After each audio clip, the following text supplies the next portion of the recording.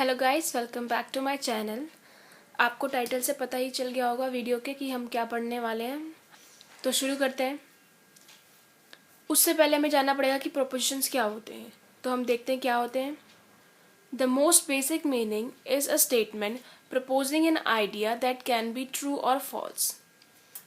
कोई भी एक स्टेटमेंट जो कुछ आइडिया दे रही हो, वो आइडिया क्या हो सकता है, ट्रू भी हो सकता है और फॉल्स भी हो सकता है। अगर सिंपलर वे में कहने की कोशिश करूँ मैं, कोई भी डिक्लेरेटिव सेंटेंस जो इधर क्या हो, ट्रू हो या फॉल्स हो, दोनों चीज़ नहीं हो सकता, या तो वो ट्रू होगा या तो फॉल्स होगा। तो इससे हमने क्या समझा, प्रोपोजिशन से हमने ये समझा एक डिक्लेरेटिव सेंटेंस जो कि क्या हो, या तो ट्रू हो या तो फॉल्स हो। एग्जाम्पल देखते हैं। ग्रास इज ग्रीन, तो उसकी ट्रूथ वैल्यू क्या होगी,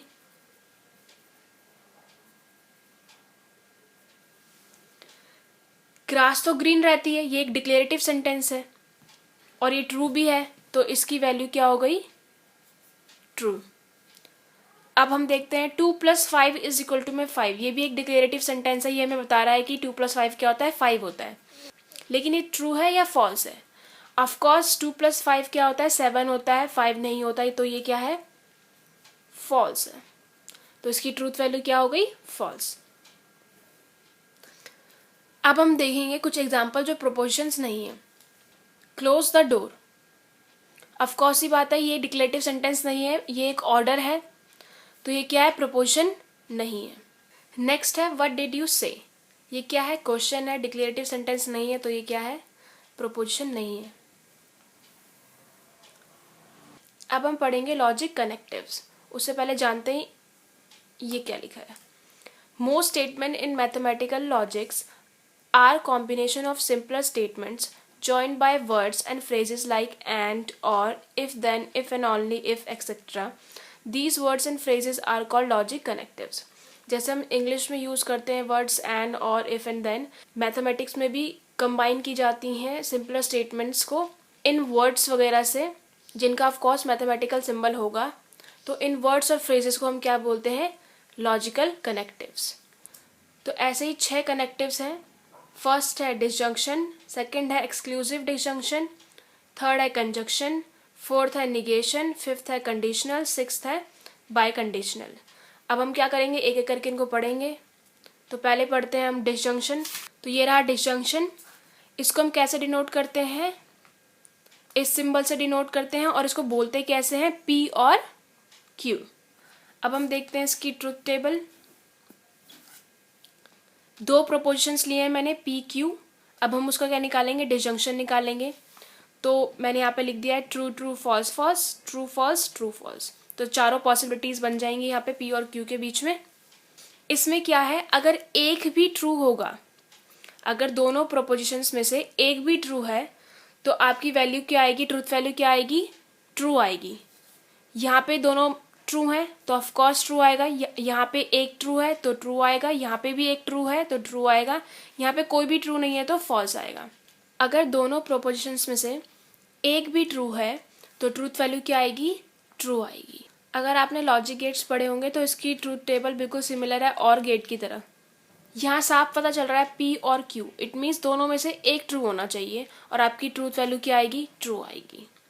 तो ये था हमारा डिसजंक्शन। अब हम पढ़ेंगे नेक्स्ट क्या है, एक्सक्लूसिव डिसजंक्शन। इसको डिनोट करते हैं ऐसे, और इसको बोलते कैसे हैं, ईदर पी इज ट्रू और क्यू इज ट्रू। दोनों में से एक ट्रू होना चाहिए, या तो पी ट्रू हो या तो क्यू ट्रू हो, but both are not true, लेकिन दोनों को ट्रू नहीं होना है। देखते हैं हम इसकी ट्रूथ टेबल। दोनों ट्रू है, उसने बोला है दोनों ट्रू नहीं हो सकते, तो इसका ट्रूथ वैल्यू क्या आएगी, फॉल्स आएगी। उसने बोला था दोनों में से एक ट्रू हो सकता है, तो ट्रू आया यहाँ पे भी दोनों में से एक ट्रू है, तो यहाँ पे ट्रू आया है। दोनों फॉल्स हैं, उसने बोला था या तो पी ट्रू होगा या तो क्यू ट्रू होगा, तो यहाँ पे दोनों में से कोई भी ट्रू नहीं है, तो क्या आएगा, फॉल्स आएगा। तो ये था हमारा एक्सक्लूसिव डिसजंक्शन। इसमें क्या है, पी ट्रू हो या तो क्यू ट्रू हो, दोनों में से एक हो, लेकिन दोनों ट्रू नहीं होने चाहिए। अब हम पढ़ेंगे कंजंक्शन। इसको ऐसे डिनोट करते हैं, बोलते हैं इसको पी एंड क्यू।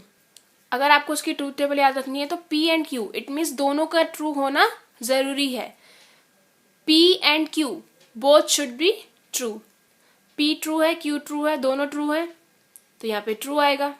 उसने बोला था दोनों का ट्रू होना जरूरी है, यहाँ पे दोनों ट्रू नहीं है तो फॉल्स, यहाँ पे भी दोनों ट्रू नहीं है, यहाँ पे भी फॉल्स, यहाँ पे भी दोनों ट्रू नहीं है, फॉल्स। तो ये था हमारा कंजक्शन। अब हम देखेंगे निगेशन। इसको हम ऐसे डिनोट करते हैं और इसको बोलते हैं नॉट पी। नॉट पी से ही मतलब पता चल रहा है आपको, पी का उल्टा। अगर पी ट्रू है तो इसका ये हो जाएगा फॉल्स, ये फॉल्स है तो ये ट्रू हो जाएगा। अब हम पढ़ेंगे नेक्स्ट क्या है हमारा कंडीशनल कनेक्टिव्स। इसको डिनोट करते हैं ऐसे, एरो इस साइड जा रहा है, इसको बोलते हैं P इम्प्लाइज Q, और इसे ऐसे ही बोलते हैं इफ P देन Q। अगर P ट्रू है देन Q भी ट्रू होना चाहिए। लिखा हुआ है मैंने यहाँ पे, इफ P इज ट्रू, अगर P ट्रू है Q मस्ट बी ट्रू, तो Q का ट्रू होना जरूरी है। P हमारी कोई हाइपोथेसिस है और Q उसका कॉन्क्लूजन है। अगर हाइपोथेसिस ट्रू है तो ऑफकोर्स कॉन्क्लूजन ट्रू होगा, यहाँ से पता चल रहा है हमें। अगर P ट्रू है तो Q भी ट्रू होना ही चाहिए, और ये कंडीशन हमारी सेटिस्फाई हो गई है, तो यहाँ पे ट्रूथ वैल्यू क्या आ गई है, ट्रू। अगर मेरी हाइपोथेसिस ट्रू है तो कॉन्क्लूजन फॉल्स आ रहा है, ऐसा हो नहीं सकता है, क्योंकि यहाँ बोला गया है अगर P ट्रू है तो उसका कॉन्क्लूजन या फिर Q ट्रू होना जरूरी है, तो यहाँ पे फॉल्स आ गया। यहाँ पे दोनों क्या है, फॉल्स है, इट मीन्स मेरी हाइपोथेसिस क्या है, दोनों फॉल्स है। अगर हाइपोथेसिस ही फॉल्स है तो मैं कॉन्क्लूजन को क्या कर सकती हूँ, जज नहीं कर सकती हूँ कि वो ट्रू है कि फॉल्स है। तो यहाँ पे हमने इसके ट्रूथ वैल्यू में क्या आंसर दिया, दोनों को ट्रू दिया है।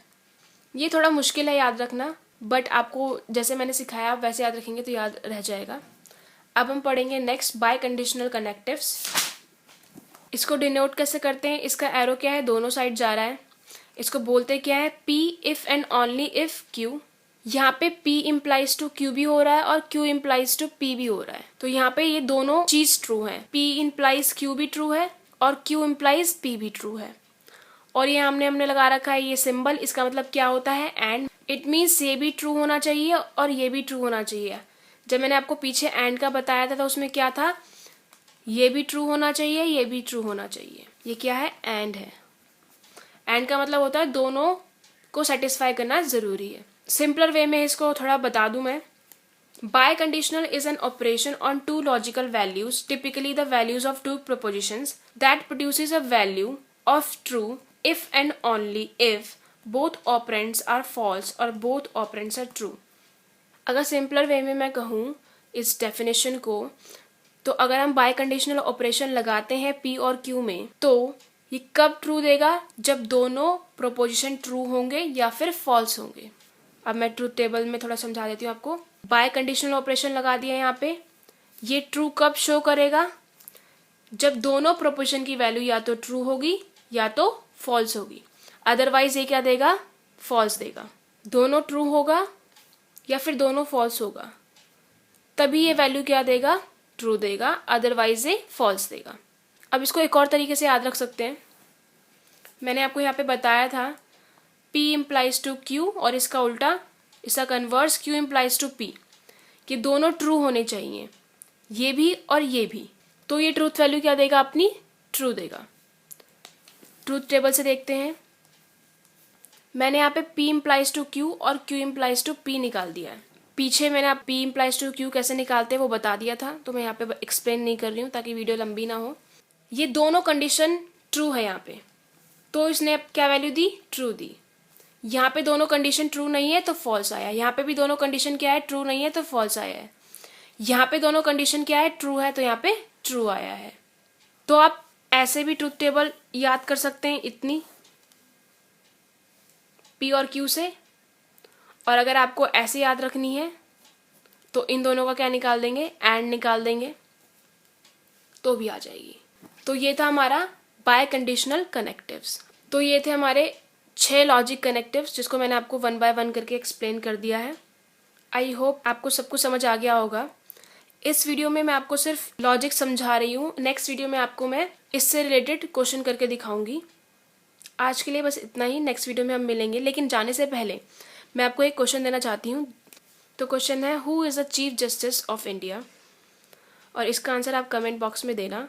नेक्स्ट वीडियो में मैं एक जने का आंसर हाईलाइट करूँगी। अब मैं हर वीडियो के एंड में एक क्वेश्चन पूछा करूँगी जिसका आप आंसर कमेंट बॉक्स में देना और मैं एक जने का आंसर नेक्स्ट वीडियो में शो करूँगी। इससे क्या होगा, हमारी जीके भी बढ़ेगी और हमें नई चीज़ सीखने को मिलेगी। तो इस वीडियो के लिए बस इतना ही, मिलते हैं नेक्स्ट वीडियो में। आई होप आपको सब कुछ समझ आ गया होगा। Thanks for watching.